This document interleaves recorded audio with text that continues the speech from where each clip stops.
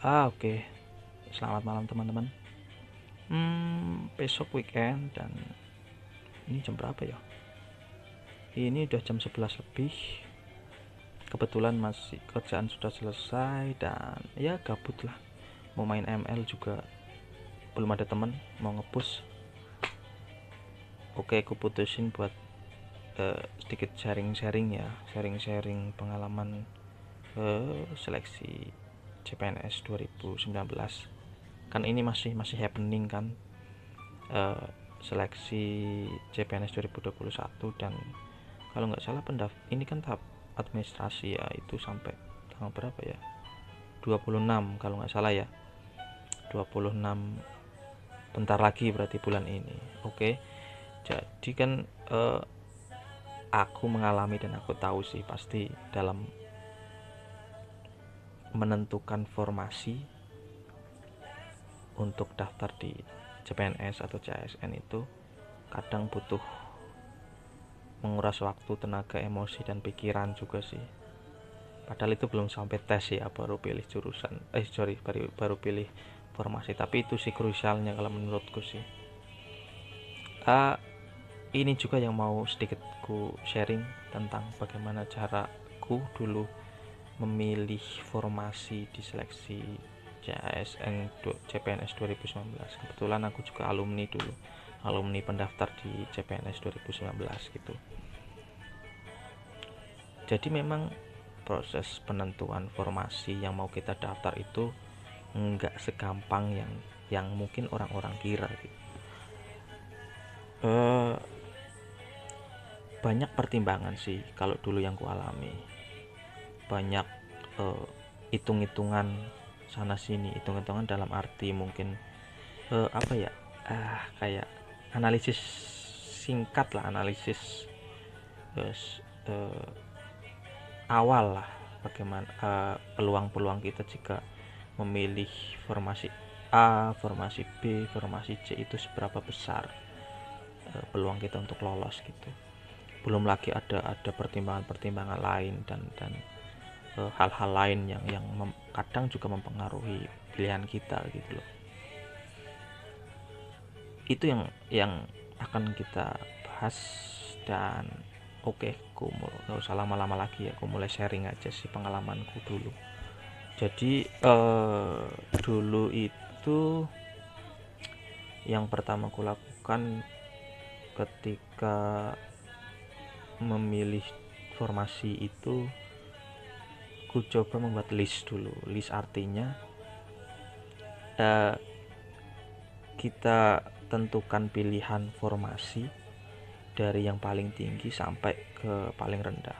Ya minimal mungkin tiga pilihan gitu. Kayak kita milih SNMPTN atau SPM gitu. Pilihan yang paling utama, yang paling kita pingin masuk ke situ itu apa gitu, tempatkan di posisi pertama gitu loh. Intinya yang paling menurut idealismemu itu ya tempatin di peringkat pertama gitu loh. Kemudian ketika aku atau bahasanya apa ya, mungkin kita aja ya, kita setelah di nomor satu itu yang paling idealis, pilihan kita yang paling idealis gitu, atau yang paling kita ingin masuk ke situ, coba kita turunkan lagi idealisme kita dengan tentunya pertimbangan-pertimbangan lain ya. Akhirnya di posisi kedua itu yang agak lebih rendah pilihan kita. Bukan rendah dalam arti gimana ya, maksudnya ya pilihan kedua aja gitu loh. Kalau pilihan pertama kira-kira berat tercapai, ya ada pilihan kedua. Begitupun dengan pilihan ketiga gitu loh. Jadi ada alternatif pilihan agar kita nggak terpaku pada satu formasi gitu yang ingin kita masukin gitu loh. Setelah aku membuat list gitu, selanjutnya ya aku coba analisis gitu loh. Aku coba kaitin dengan faktor-faktor lain, dengan pertimbangan-pertimbangan lain dan motivasi-motivasi lain yang sekiranya berpengaruh terhadap pilihan kita untuk menentukan formasi yang ingin didaftar gitu loh. Aku kasih contoh gini, kan kalau memilih formasi itu nggak asal ya, pasti kita banyak pertimbangan. Contohnya salah satu ya mungkin kemampuan kita, kemampuan pengetahuan kita, latar belakang pendidikan kita, cocok nggak dengan formasi yang mau kita daftar. Kan itu kan ada kaitannya juga. Kalau kita mungkin background pendidikan kita sesuai dengan jabatan yang kita lamar, kan nggak otomatis sih, mungkin ada peluang dapat mempermudah kita di saat tes nanti gitu loh, khususnya mungkin di SKB ya. Nah di situ, nah itu kan jadi pertimbangan salah satunya, kemampuan gitu loh. Kira-kira kalau pilihan yang pertama tadi jadi kupilih itu bisa nggak ya aku lolos gitu loh. Kan itu intinya kan seperti itu. Kalau menurut hitung-hitungan nggak lolos, nggak peluangnya dikit, ya coba kita turunkan grade kita ke pilihan kedua dan pilihan ketiga gitu loh. Ya bukan berarti pilihan kedua itu instansinya jelek, pilihan ketiga lebih jelek atau gimana ya, enggak, itu kan hanya alternatif aja kan, seperti itu. Itu kemampuan. Yang kedua, contoh nih, faktor-faktor lain yang mempengaruhi pilihan kita banyak sih, kayak orang tua, kondisi kita. Nah, aku kadang nemuin temen yang nggak kadang sih, memang pernah 2019 motivasinya kan beda-beda. Ada yang oh aku nggak mau pilih instansi yang di luar daerah karena aku comfort atau aku nyaman kalau kalau kerja di dalam di daerahnya gitu loh, di kabupatennya misal. Jadi bisa PP gitu, nggak usah ngekos, nggak usah merantau gitu kan. Itu kan kadang bisa jadi salah satu faktor juga yang mempengaruhi pilihan kita. Ya kan, mungkin kalau di daerah mereka bisa mengurus orang tuanya, bisa pulang pergi biayanya nggak harus mengeluarkan biaya kos makan dan biaya mungkin biaya kontrakan, biaya, ya pasti kalau merantau lebih besar lah biayanya. Itu yang kadang ada yang terutama cewek ya, kadang ada yang digondeli dalam tanda kutip oleh orang tuanya. Do, kamu nggak usah daftar di yang jauh-jauh, di sini aja sama orang tua, sama bapak ibu, biar bisa nemenin bapak ibu gitu. Kadang kalau cewek kan ada pertimbangan kayak gitu juga. Jadi iya bisa jadi salah satu faktor gitu. Makanya aku bilang tadi motivasi orang beda-beda dalam memilih formasi gitu loh. Ada yang wah aku siap ditempatin di mana aja, eh, di misal di luar Jawa gitu, yang penting jadi PNS gitu. Ya itu otomatis kan, kalau orang yang fleksibel seperti itu, cakupan pilihan formasinya kan lebih luas gitu loh. Kalau tadi yang dia kepingin atau diharuskan di dekat dengan orang tua misal gitu kan, otomatis pilihannya jadi lebih lebih sedikit kan. Dia pasti pilihnya yang formasi-formasi yang di kabupaten dia atau di kota dia gitu loh, yang dekat-dekat gitu. Itu jadi faktor yang lain gitu. Mungkin ada motivasi-motivasi lain dari kalian semua, mungkin kayak oh aku pernah magang di instansi X nih, aku mau daftar di sana aja siapa tahu pengalaman yang ku dapat pas magang dulu bisa membantu aku dalam mengerjakan soal-soal nanti. Artinya kan pada saat tes, mengerjakan tes tentang seleksi jabatan, bukan seleksi jabatan maksudnya, tes tentang formasi jabatan itu di SKP nanti kan, kalau kita sedikit banyak sudah tahu pekerjaan-pekerjaan apa yang akan dilakukan atau yang biasa dilakukan di instansi X yang kita akan daftar, itu kan sedikit banyak juga akan mempermudah kita dalam mengerjakan soal-soal itu kan. Artinya ilmu tentang formasi yang kita lamar, tentang instansi yang kita lamar, kita udah punya sedikit dasarnya gitu. Jadi ya tinggal belajar lebih aja kan gitu.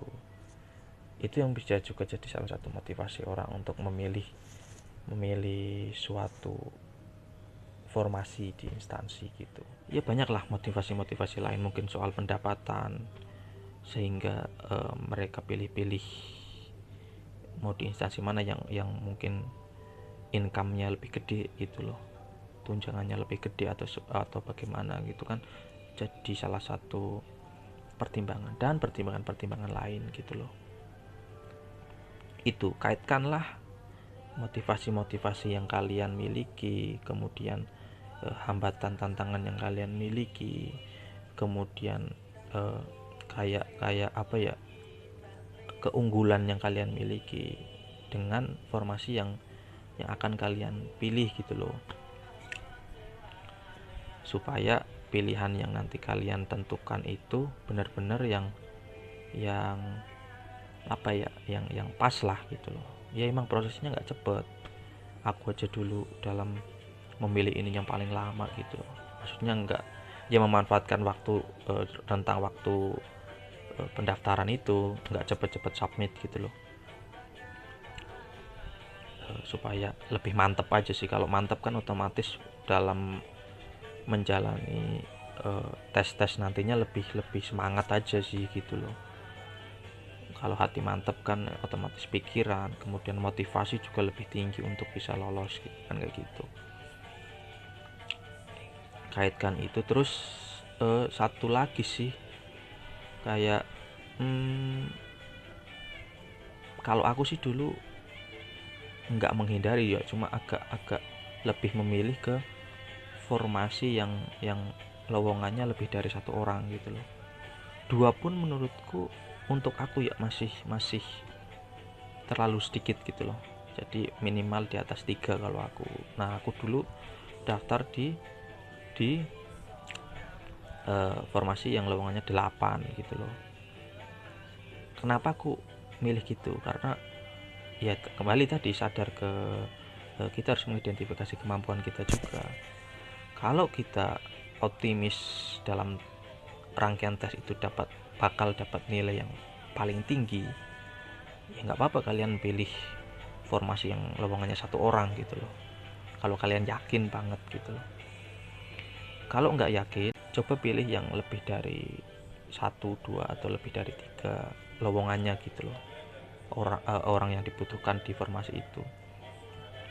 Karena kalau misalnya kayak dulu aku 8 ya, otomatis kan aku nggak perlu jadi peringkat pertama untuk bisa lolos menjadi ASN atau CPN atau PNS gitu.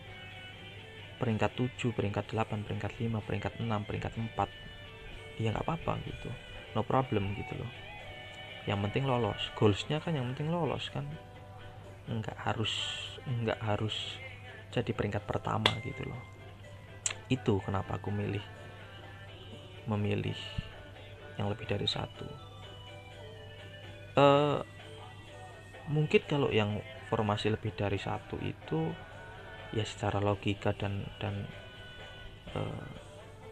biasanya yang ku alami tahun-tahun pas 2019 itu, ya pesaingnya juga cukup banyak dibanding yang lowongannya cuma satu. Yang daftar, istilahnya yang daftar itu cukup banyak gitu. Cuma kalau aku sih nggak fokusin di pendaftarnya sih. Yang penting kalau aku sih ya lowongannya lebih dari satu, sehingga peluangku lebih luas, nggak perlu jadi yang peringkat pertama tetapi tetap lolos. Ya akhirnya aku pilih di situ gitu loh. Tentunya sudah aku kaitin tuh dengan pilihanku dengan background ilmuku. Oh, ada kaitannya. Kaitin lagi dengan aku nggak ada masalah dengan harus pilih yang di daerah sendiri gitu loh. Misal orang tua nggak melarang kamu mau aku mau daftar di mana aja, oke, berarti itu udah apa namanya, lewatlah alasan itu nggak bisa jadi penghambat gitu loh. Background pendidikan dengan formasi juga sejalan itu, sejajar gitu loh, berbanding lurus, aman berarti. Kemudian lowongannya juga lowongannya juga 8 lebih dari 1. Oke, aman, kaitin dengan itu.